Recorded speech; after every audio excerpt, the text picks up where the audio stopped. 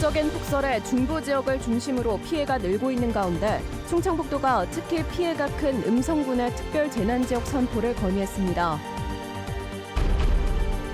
더불어민주당이 헌정사상 처음으로 증액 없는 정부 예산안 처리를 강행하면서 국회에서 지역 현안 예산을 늘리려던 충청북도가 비상입니다. 충북대와 교통대 통합 규명이 충북대로 정해지면서 통합이 속도를 내고 있습니다. 2027년 신입생 모집을 목표로 이번 달부터 교육부 심사가 시작됩니다. 연말연시 어려운 이웃과 온정을 나누는 희망 나눔 캠페인이 시작됐습니다. 올해는 104억 원 모금을 목표로 2달 동안 진행됩니다. 여러분 안녕하십니까? 계속해서 뉴스데스크 충북 소식입니다. 기상관측 이래 가장 많은 눈이 쏟아진 지 며칠이 지났지만 음성과 진천 등 중부 지역의 피해는 계속 늘고 있습니다. 습기를 많이 머금어 무거운 습설이라 특히 시설하우스 피해가 집중됐는데요. 피해 지역의 전기와 온수가 끊어진 데다 복구할 인력과 장비도 크게 부족한 상태여서 충청북도는 정부의 특별 재난지역 선포를 건의했습니다. 허지희 기자가 보도합니다. 중부권 최대 화훼단지인 음성 삼성 지역. 어른 손가락 두께만한 철빔이 힘없이 꺾여 시설하우스가 폭삭 주저앉았습니다. 비닐 아래엔 공기정화 식물 묘목 수천 개가 깔렸습니다. 바로 옆 시설도 마찬가지. 얼마나 많이 쌓였는지 아직도 녹고 있는 눈은 천장에서 비처럼 쏟아집니다. 이 농가는 7개 중 4개 시설이 이렇게 붕괴돼 나흘 동안 발만 동동 구르다 이제 막 일손이 투입돼 일일이 손으로 화분을 옮기고 있습니다. 난방이 안 되기 때문에 다 식물들이 얼어 죽기 때문에 빨리 옮겨줘야지. 다른 데 난방이 되는 곳으로. 잘 모르겠네요. 뭐 어디서부터 손이 될지 잘 모르겠어요. 전기와 온수가 끊긴 시설로는 다시 찾아올 추위를 버틸 수 없어 하루빨리 옮기고 있지만 역부족입니다. 인근에 비어있는 집화장의 온풍기가 작동해 임시 거처를 마련했습니다. 문제는 옮겨야 하는 화분이 수십만 개에 달하고 다른 옮길 시설도 많지 않다는 겁니다. 이 일대 37개 화훼 농가 시설에서 집계된 피해만 8.4헥타르가 넘습니다. 우선은 필요한 난방이라든가 응급조치에 필요한 이런 경비는 저희가 예비비에서 지출하는 것을 검토하고 있습니다. 10분 거리의 진천군 이월면 블루베리 농장의 비가림 하우스도 모두 주저앉았습니다. 나흘 만에 면사무소 직원 등 40여 명이 투입돼 하우스 비닐 위에 쌓여 얼은 눈을 일일이 손으로 털어내고 있습니다. 13년 된 묘목을 조금이라도 살리기 위해선 어서 빨리 붕괴된 시설을 제거해야 합니다. 나무가 깔려 있으니까 그것이 지금 바로 걷어주는 거랑 한 달 뒤에 걷어주는 거랑은 천양지차 차이가 있겠죠. 현재까지 음성 진천의 피해 건수는 705건, 피해 면적도 축구장 100개 이상인 73헥타르가 넘습니다. 특히 음성에서만 무너진 시설하우스가 415동에 달하는 등 피해는 계속 늘고 있습니다. 현재까지 피해액만 150억 원이 넘는 것으로 추산한 음성군은 시설 철거에 중장비와 군부대 지원을 요청한 가운데 충청북도는 정부에 특별재난지역 선포를 건의했습니다. MBC 뉴스 허지입니다. 내년도 정부 예산안을 두고 여야가 대치하면서 헌정사상 처음으로 증액 없는 정부 예산안 처리가 추진되고 있습니다. 국회의장이 제동을 걸면서 일단 보류는 됐지만 충청북도도 비상이 걸렸는데요. 지역 현안 사업비 4천억 원가량을 국회에서 늘린다는 계획이었는데 물거품이 될 위기에 놓였습니다. 정재영 기자가 보도합니다. 예산안 법정 처리 기한을 불과 사흘 앞두고 국회 예결특위는 당초 정부안에서 한 푼도 늘리지 않은 4조 1천억 원 삭감안을 통과시켰습니다. 정부 여당과의 합의에 실패하자 다수인 더불어민주당이 증액 없는 예산안 처리를 강행한 겁니다. 확정되면 당초 정부안에서 빠진 지역 현안 예산들도 추가할 수 없게 됩니다. 상임위에서 여야 합의로 통과된 것들은 예결위에서도 존중하는 걸로 다 결론을 냈었어요. 그거를 그냥 다음 하루 전날 그냥 그 누구의 지시인지 모르겠으나 다 폭파시켜버리고 그냥. 충청북도는 정부안에서 빠졌거나 부족한 65가지 현안에 대한 국비 3,907억 원을 국회에 요청한 상태였습니다.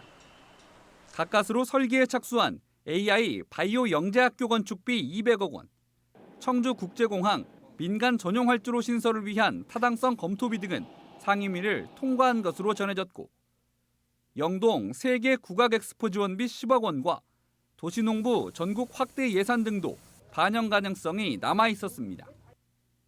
해마다 2천억 원 안팎의 증액에 성공해온 만큼 이번에도 큰 기대를 걸고 있었는데 날벼락이 떨어진 겁니다.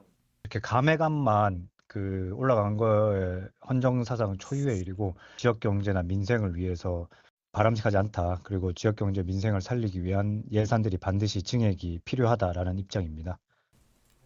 국회의장이 중재에 나서 증액 영원 예산안의 본회의 상정은 일단 보류됐는데, 현재로선 서로를 맹비난 중인 여야가 정기국회 마지막 날인 10일까지 합의안을 내놓길 기대하긴 쉽지 않습니다. 민주당은 정부가 수정안을 내면 이후에 협의할 수 있다고 밝혔지만 대통령실은 거부 입장을 밝힌 상태입니다. 가장 좋은 방법은 정부에서 감액된 만큼을 민생 예산이라든지 지역 예산을 담아서 수정안을 제시하는 것이 가장 현명한 방법이고요. 10일까지 시간적인 여유가 좀 있기 때문에 협상의 여지가 있다고 생각을 합니다. 예산안 단독 처리에 더해 감사원장과 검사 3명에 대한 탄핵안 표결 등을 앞두고 더 강경해진 여야의 대결 구도까지. 충청북도는 국회 증액 예산이 한 푼도 없는 유례 없이 혹독한 새해를 맞이할 수도 있습니다.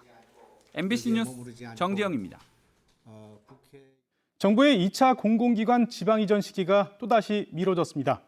국토교통부는 당초 지난달 완료 예정이었던 국토연구원의 연구 용역을 토대로 공공기관 이전 계획을 세울 계획이었지만 이 용역 기간을 내년 10월 말까지로 연장했습니다.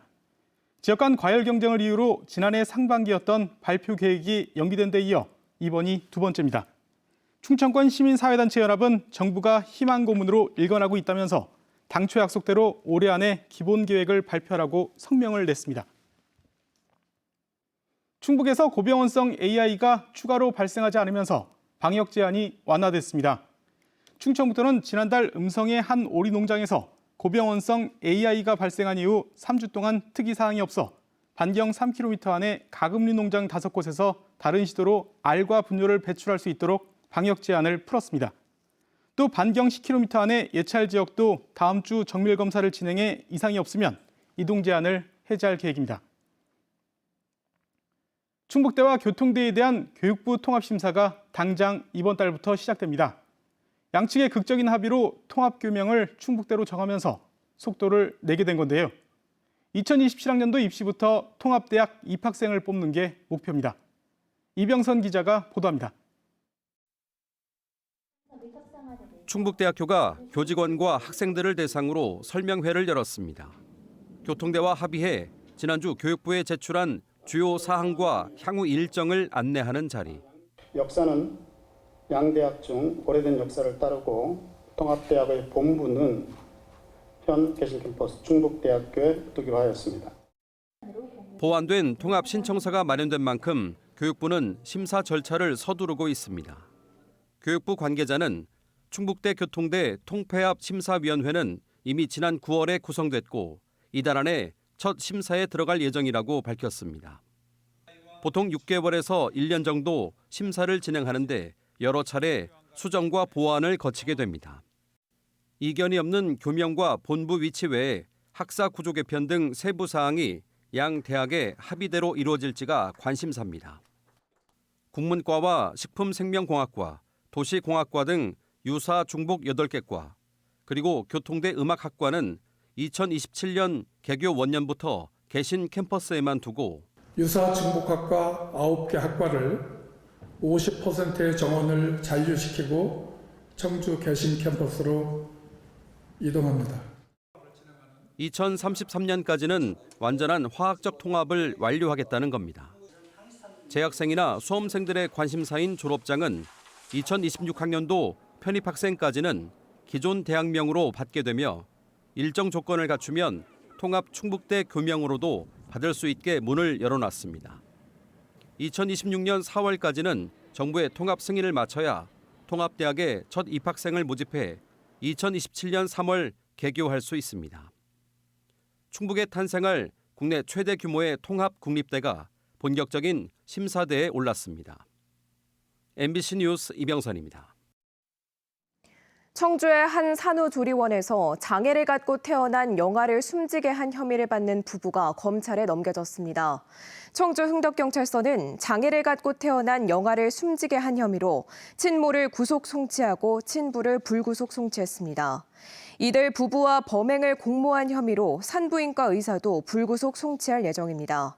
신고 당시 부부는 범행을 부인했으나 경찰 조사 과정에서 모든 혐의를 인정했고 의사는 부부의 살해 계획을 알지 못했다며 여전히 혐의를 부인하고 있습니다. 지난 1월 고속도로를 달리다 갑자기 차량을 세우고 난동을 부린 40대 남성이 집행유예를 받았습니다. 청주지방법원 형사 4단독은 뒤따르던 차량을 향해 돌을 던지며 도로공사 직원을 폭행한 혐의로 기소된 40대 남성에게 징역 1년에 집행유예 2년을 선고하고 2년간 보호관찰을 명령했습니다. 재판부는 피고인의 정신질환이 사건에 영향을 미친 것으로 보인다며 피고인이 치료를 통해 재범하지 않겠다고 다짐한 점을 고려했다고 밝혔습니다. 연말연시 어려운 이웃을 돕기 위한 희망 2025 나눔 캠페인이 시작됐습니다. 사랑의 온도탑이 세워져 개막식이 열렸는데요. 지난해에는 특정 기업이 사회공헌 사업으로 한꺼번에 많은 돈을 내면서 전국에서 가장 높은 온도를 기록했는데 올해도 온정이 모일 수 있을지 주목됩니다. 전효정 기자가 보도합니다. 축포와 함께 대형 온도탑의 온도가 힘껏 올라갑니다. 이웃을 따뜻하게 감싼다는 의미로 손모아 장갑 모양을 본뜬 사랑의 온도탑입니다. 매년 연말이면 충북사회복지공동모금회가 주최하는 희망나눔 캠페인이 시작됐습니다. 올해는 104억 원이 목표로 지난해 목표보다 8.9% 높였습니다. 목표 금액의 1%인 1억 400만 원이 모일 때마다 온도탑의 온도는 1도씩 오릅니다. 경기는 안 좋지만 그래도 우리 충청북도 기업인들이나 우리 도민들이 잘 성원해 주셔서 100도를 채우지 않을까 하는 생각을 갖고 있습니다. 최근 5년간 모금액이 매년 늘었고 올해 초까지 13년 연속으로 목표한 기부 금액이 모여 온도탑은 계속 100도를 달성했습니다. 특히 지난해에는 SK하이닉스가 사회공헌 사업으로 95억 5천만 원을 한꺼번에 기부하면서 나눔 온도가 182도로 전국에서 가장 높았습니다. 하지만 올해는 SK하이닉스가 2억여 원을 기부하면서 지난해같이 높은 온도를 기록하기는 어려울 전망입니다. 대신 첫날부터 지역의 다른 기업들이 기부 행렬에 동참했습니다.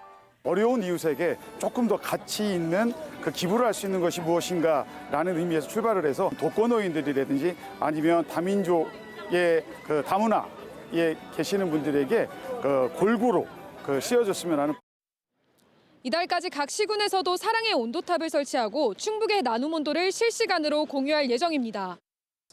사회복지 공동모금회의 연간 모금액 가운데 절반이 연말연시 2달간 모이는데 관할 행정복지센터를 통해 물품 기부도 가능합니다. 기부는 읍면동 행정복지센터나 MBC 충북의 성금 접수처와 ARS를 통해서도 가능하며 사랑의 열매 홈페이지에서 간편결제 방식으로도 기부할 수 있습니다. MBC 뉴스 전유정입니다. 제천 국제 한방 천연물 산업 엑스포 조직위원회가 코레일 충북본부와 내년 9월부터 열리는 제천 엑스포 성공 개최를 위한 업무 협약을 맺었습니다. 협약에 따라 코레일 충북본부는 엑스포 홍보와 철도를 이용한 관광객 유치에 적극적으로 협조하고 조직위는 관람객들이 철도역에서 엑스포장으로 편리하게 방문할 수 있도록 지원하게 됩니다. 제천 청풍문화재 단지가 청풍문화유산 단지로 새로 단장했습니다.